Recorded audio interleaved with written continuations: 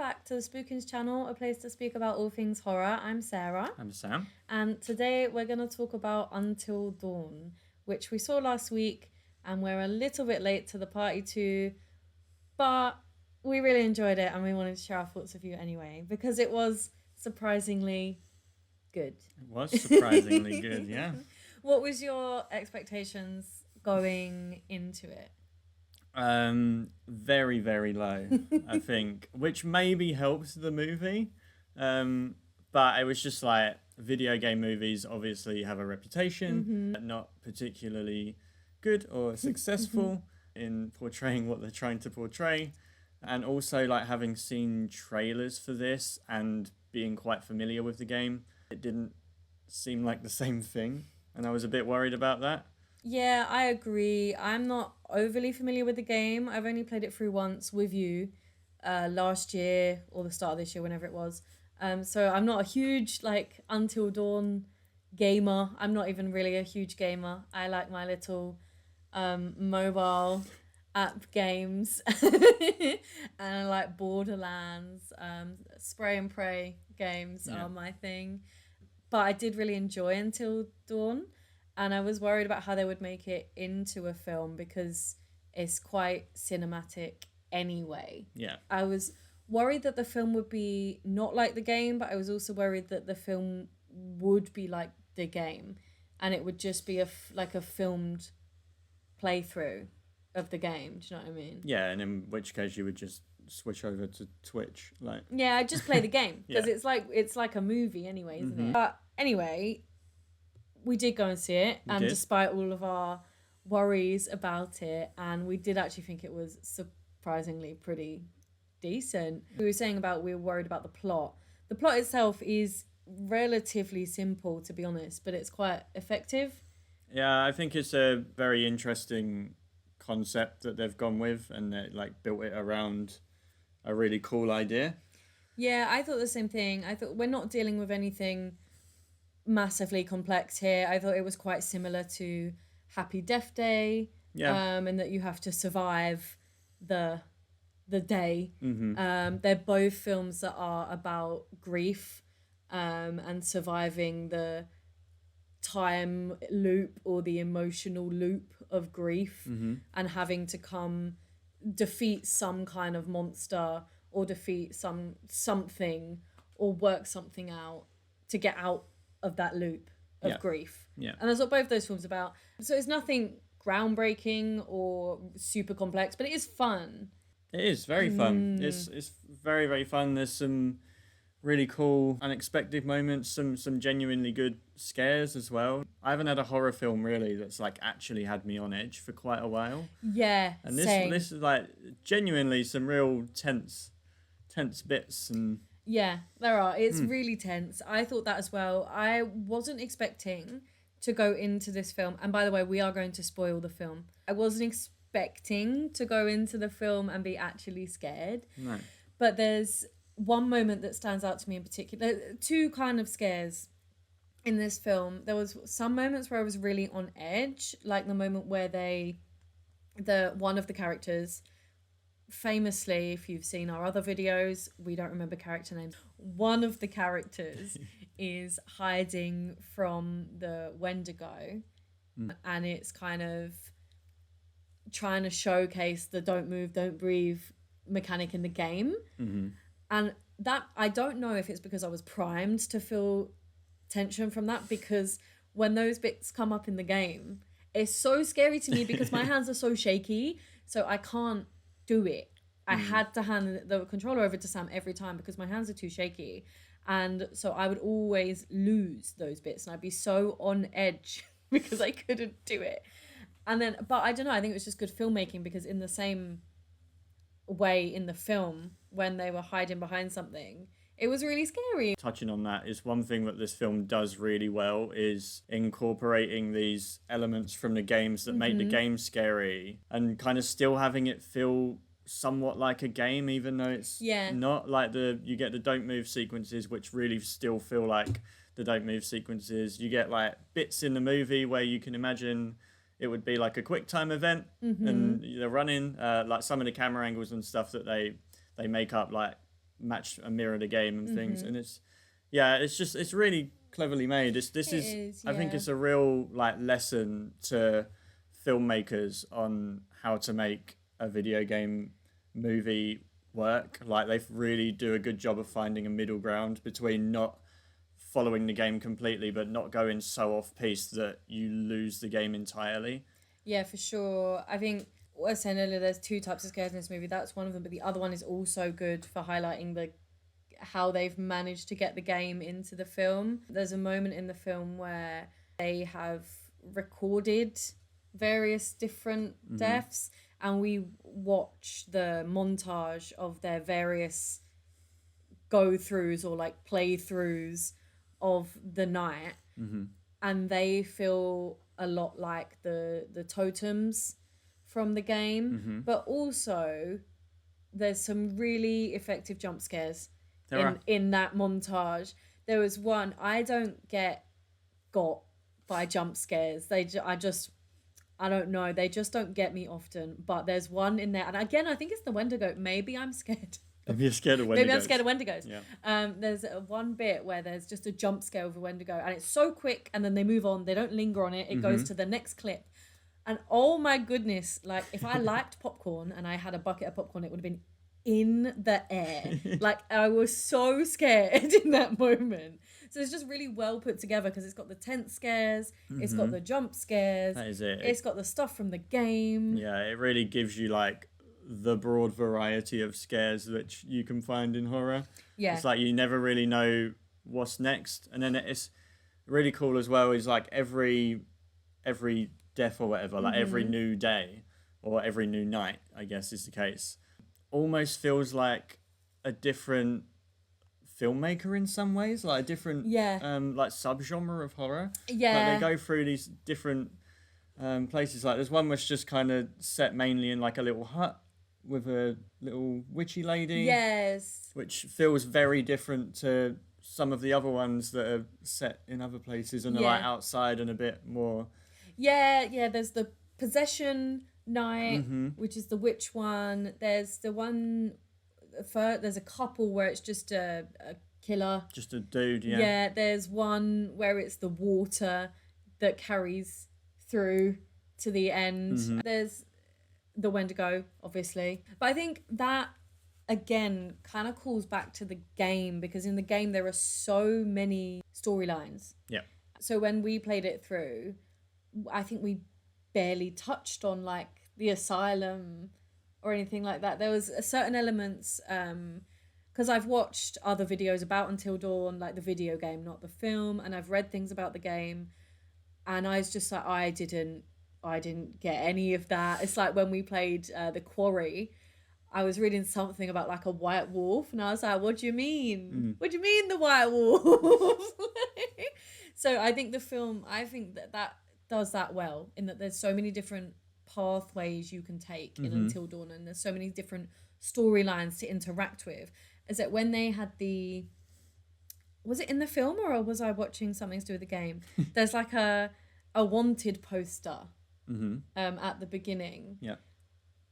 I don't know who that is. It's an Easter egg for the game, or it's a part of the game or something like that, and I don't know who that is. Yeah, there are a few little Easter eggy things. There's a bit at the end where the psychiatrist, who props to the filmmakers for putting him in it, because what a guy. I was so excited when I heard his voice. As soon as he popped up, as soon as his voice, you hear his voice and you go, yeah, here he is. Yeah. We saw his face, didn't we, in the fuel state, whatever it's called in Americana, the petrol station. And I turned to someone, I was like, oh my God, is that? And then he opened his mouth and we were like, yeah, it's very cool, and it's a big role as well. We're expecting it to kind of be a cameo, but no, he gets a big role. Basically plays the same character, and you even get bits where he has like the small little monologues where he's talking to you about fear and how it kind of messes with you, and it really kind of calls back to the game. But yeah, no, it's good that he was in it. Yes, and he's got the little file, doesn't he, where it has where Josh comes up. Yeah, and you see a picture of Josh from the game, obviously. Yeah, there's just loads of smaller Easter eggs, loads of like, I think though the whole overarching thing felt like a game. I think I said this to you in the cinema, that I felt like I was watching playable characters realize that they are characters in a game.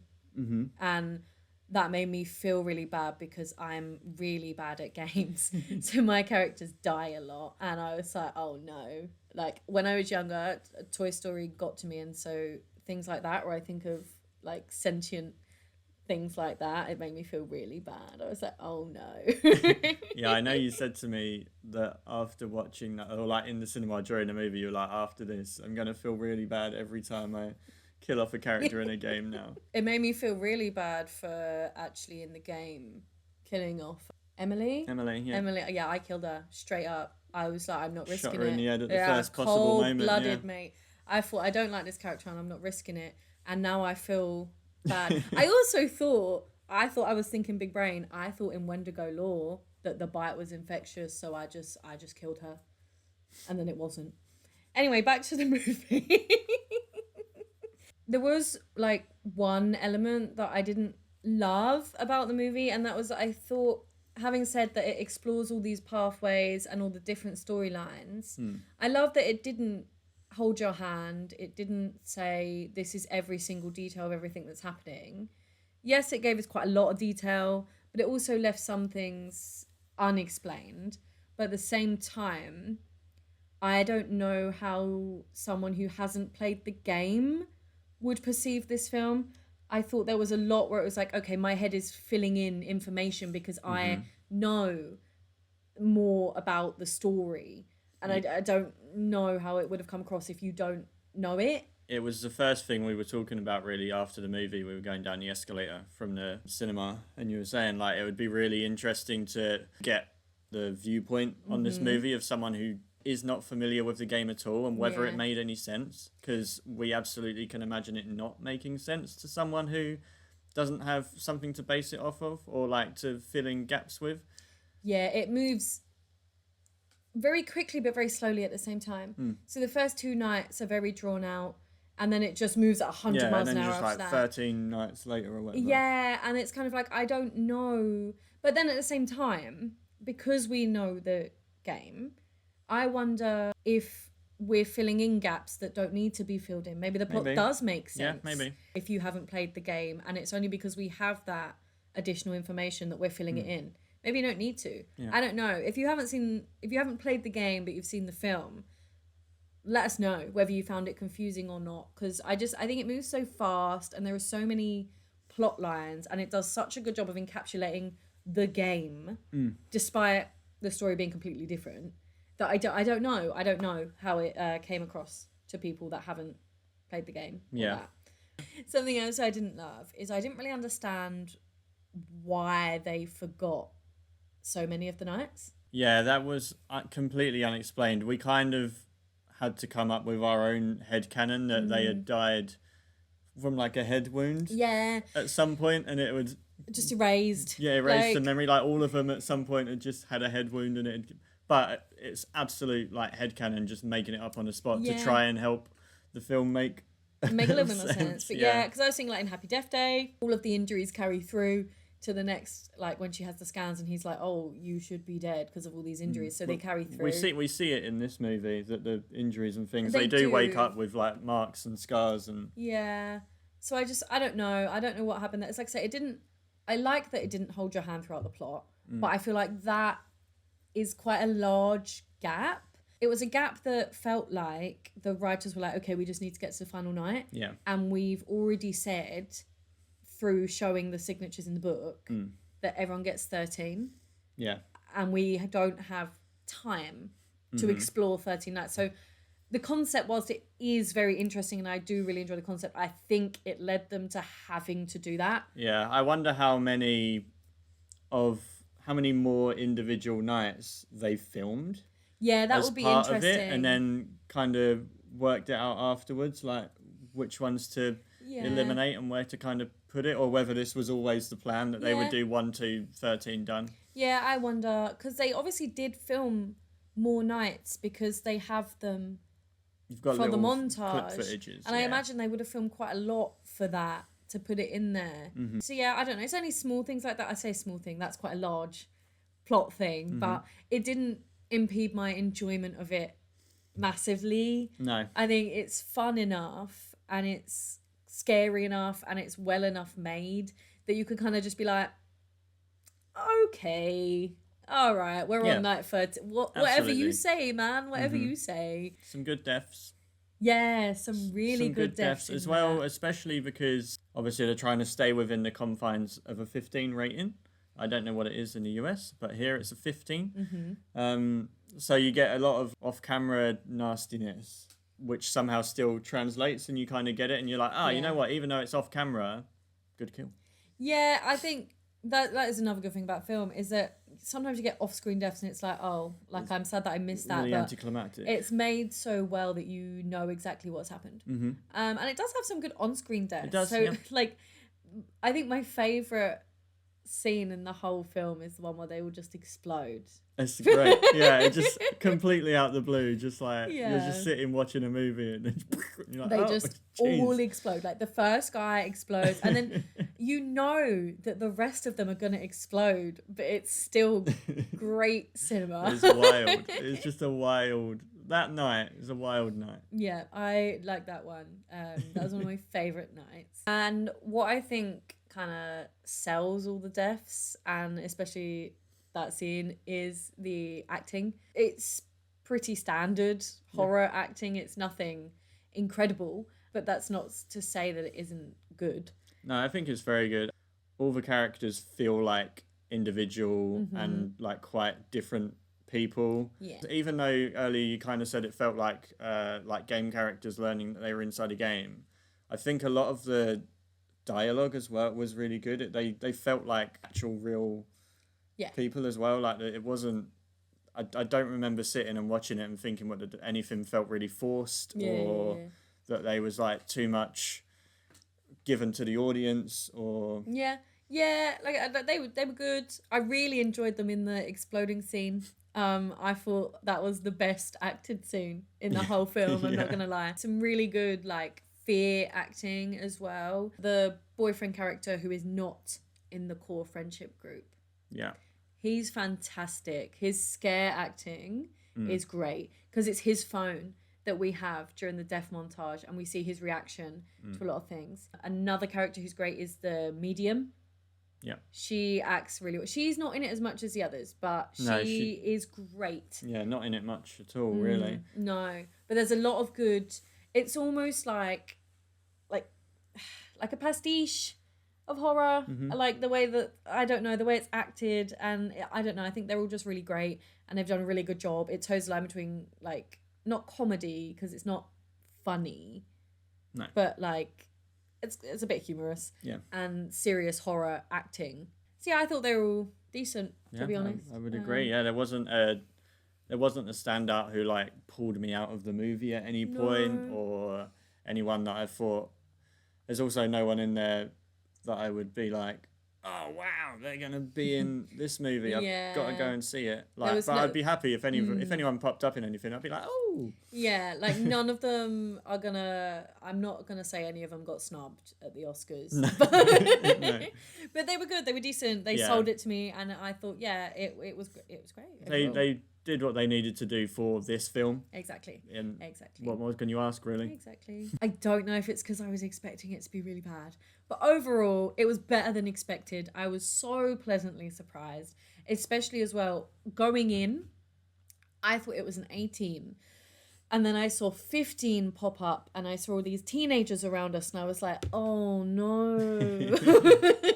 Especially for a 15. That's not to say 15 horrors are bad, etc. We had a whole discussion in Megan about how there's a place for that kind of, in our Megan trailer video, about how there's a place for that. But I thought Until Dawn was going to be an 18. I thought it was going to be more violent, and I was slightly disappointed when I sat down and saw the 15 rating. So it was so much better than expected. It had everything against it. A video game adaptation for a game that I enjoyed a lot. A 15 that we saw on a weekend. So the cinema was busy with teenagers. Weekend cinema goers are not the one. No, we don't always go. avoid it, usually. It's just because there's been so many films out. We had to get it in on Sunday. Seen 3 in the week, haven't we? Yeah.